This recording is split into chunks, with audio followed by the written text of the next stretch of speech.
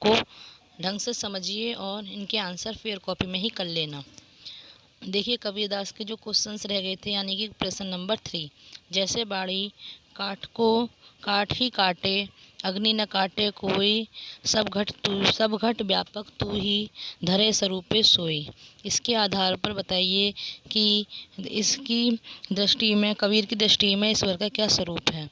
तो देखिए कबीर की दृष्टि में ईश्वर एक ही सर्वत्र विद्यमान है, यानी कि सब जगह विद्यमान है। कण कण में एक ही ज्योतिपुंज प्रज्वलित है। जिस प्रकार जो लकड़ी होती है उसको बड़ा ही काट लेता है, लेकिन अग्नि जो उसके अंदर निहित है उसको नहीं निकाल सकता, उसी प्रकार उसको नहीं नष्ट कर सकता। उसी प्रकार ये ईश्वर का स्वरूप सारे संसार में व्याप्त है। मनुष्य का शरीर नश्वर है, लेकिन परमात्मा के भीतर, देखिए यहाँ लिखा हुआ है, लेकिन परमात्मा के भीतर जो उसके ज्योतिपुंज के रूप में स्थापित है वह अमर है, उसे कोई नहीं मार सकता। तो देखिए यहाँ पर क्वेश्चन नंबर 3 हो गया आपका ये। आगे क्वेश्चन नंबर 4 देखिए, कबीर ने अपने को दीवाना क्यों कहा है। तो कबीर की दृष्टि में उस परमात्मा का साक्षात्कार कर लिया है, इस मायाक्त तथा निर्गुण परम तत्व के अंतर को पहचान लिया है।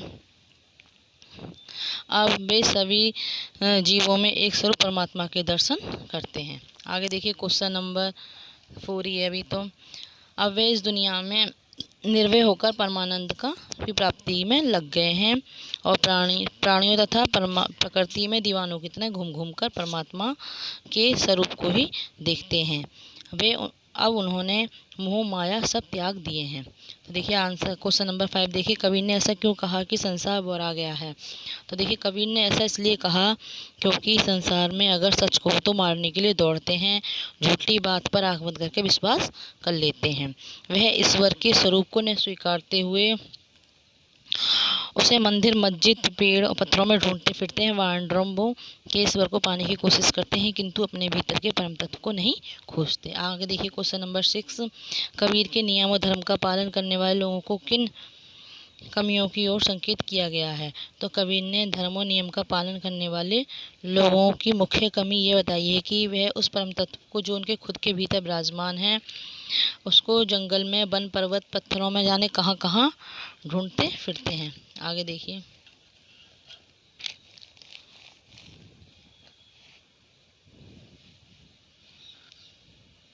वे इस प्रकार परमात्मा से कोसों दूर है, सच्चे ज्ञान को भी नहीं पहचान पाए हैं। क्वेश्चन नंबर 6, अज्ञानी गुरुओं की शरण में जाने पर शिष्यों की क्या गति होती है। अज्ञानी गुरुओं की शरण में जाने पर अज्ञानी गुरु माया और अहंकार के अधीन होते हैं।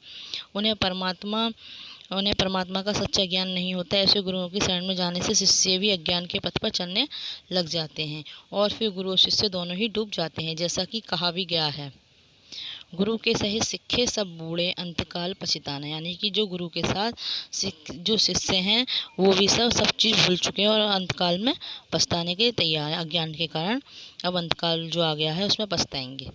वहाँ आडंबरों की अपेक्षा स्वयं आत्म तत्व को पहचानने की बात किन पंक्तियों में की गई है, अपने शब्दों में लिखिए। तो देखिए लिखा हुआ है नीचे, निम्नलिखित पंक्तियों में आत्म तत्व को पहचानने की ओर संकेत किया गया है। पंक्तियाँ नीचे हैं। आत्म मारी पखाने पूजे, उनमें कछु नहीं ज्ञाना, साखी शब्दे गावत भूले, आत्म खबरें नहीं जाना, आपस में दो लरी लरी मुए, मरम काहू न जाना। मुए माने मूर्ख। तो देखिए आगे कबीर जी ने कहा है कि वह आडंबरों को त्याग कर ईश्वर के वास्तविक रूप को पहचानना चाहिए। ईश्वर का निवास तो खुद मनुष्य के जीव हृदय में है। सच्चे मन से हृदय की भीतर झांककर हम परमात्मा को देख नहीं सकते हैं। जब मनुष्य इस ज्ञान को जान लेता है तो फिर उसे ज्ञान प्राप्त हो जाता है, कहीं भटकने की जरूरत नहीं पड़ती। तो देखिए आपका लेसन आज कंप्लीट हो गया कबीरदास का। मैंने एक गद्य में करा दिया और आपको एक पद में लेसन करा दिया है। मेरे व्हाट्सएप नंबर पर फटाफट आप जल्दी से लेसन पूरे करके और चेक कराइए। जिन बच्चों का लेसन 1 गद्य में और पद में नहीं हुआ और प्रिंट मीडिया के क्वेश्चन नहीं हुए, उनके पेरेंट्स को फ़ोन कर बताना पड़ेगा कि आप लोगों ने काम नहीं किया। इसलिए बेटा आप जल्दी से जल्दी पूरा करके लेसन 1 दोनों गद्य में और पद में और प्रिंट मीडिया तीनों काम कंप्लीट करके मुझसे चेक कराएं।